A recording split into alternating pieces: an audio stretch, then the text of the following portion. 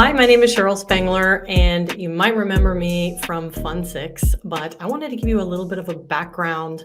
And first of all, thank you for watching this video. If you came upon my project, my proposal for Fund 7, I want to give you a little bit of background and tell you why I submitted a proposal in Fund 6, what I learned, why I'm proposing in Fund 7, what my vision is for socialgiving.io, and also the components that will be involved in the project.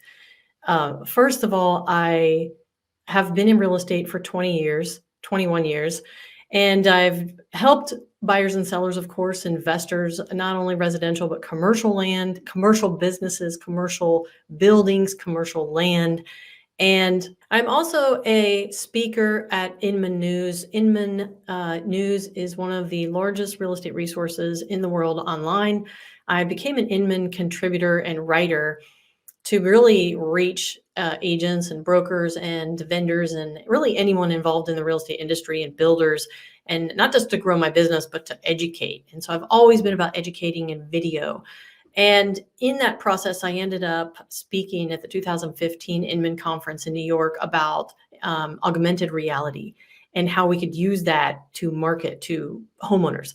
But I don't think they were ready for what I was saying. And so I kind of like shelved that.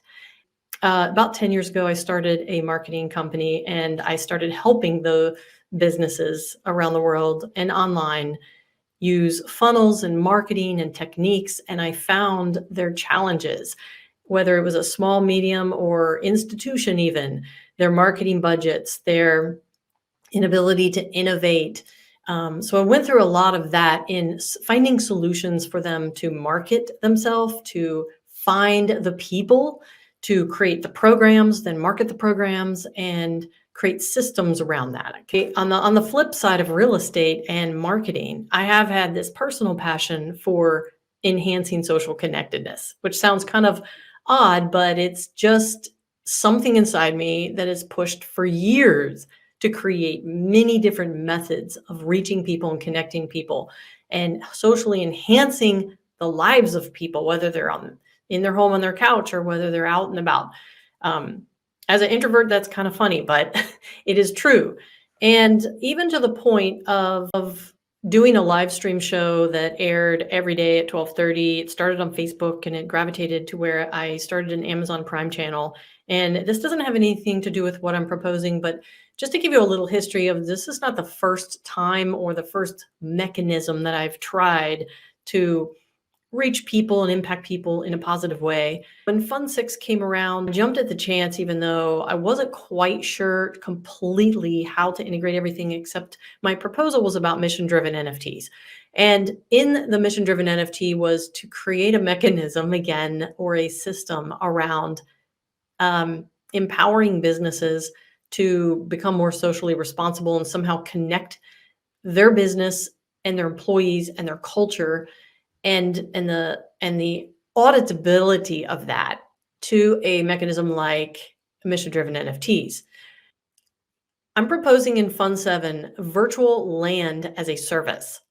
A couple weeks after the end of Fund 6, like my whole world changed. I had this just realization of all of my expertise and the ability to be a connector. In July, I minted 50 million Cardano native tokens called the ESC COIN, which is Enhancing Social Connectedness. That's what it stands for. And they've been sitting in my Daedalus wallet, just waiting to be used for the right time and be launched in 2022 when the project of socialgiving.io became what it was meant to be. And what it was meant to be was realized after I did not make it through to Fund 6. And when NFTs, which was my first go round, just exploded with virtual land and virtual land became the thing, it was like, all of a sudden it was like, of course, this brings everything I've ever worked on together into one place. The purchase of many pieces of virtual land in multiple metaverses. Second would be developers creating either templates or experiences to be placed on those virtual lands. These aren't necessarily games. They are not meant, in my mind, to be games. They are meant to be experiences that companies that are pursuing social responsibility, the well-being of society, the improvement of society in all ways, whether that's training, education, just information, NFT collections, videos. Literally, it is endless what can be put and built. Maybe it's a gamification of what that business is trying to share, or a contest of some kind. But the point is that by building experiences on virtual land, people can access them either from their couch, or they can access them in person at the location of the land that has been purchased using a wearable. You are either on an app or you are wearing something like smart glasses and you're on location, which prompted me to think about the types of land to purchase. And so in doing that, I have already acquired 3 large land purchases, and these happen to be located on OVR land because I love the over the reality concept, not just building a virtual reality, which is a fiction that can be accessed through apps or the website, but actual augmented reality over the real land, which means finding virtual land that has really high foot traffic for the times when people are actually physically there, and allowing them to access anywhere in the world through the app. So with that in mind, I purchased 3 locations. And one of the locations is the Fred Nat Stadium in Fredericksburg, Virginia. And that has somewhere between 330,000 and 1 million people that will come through in a period of a year. The second large purchase location was Alexandria, Virginia waterfront, which has approximately 640,000 to 1 million in foot traffic. And not to mention anyone can access, of course, anywhere. And the third large land purchase is in South Tampa, the Bayshore Boulevard. And the Bayshore Boulevard is one of the longest, it's 4.4 miles of sidewalk on the waterfront beach, the beach waterfront. It's the longest sidewalk in the world, the longest consecutive beachfront sidewalk in the world. So it's 4.4 miles.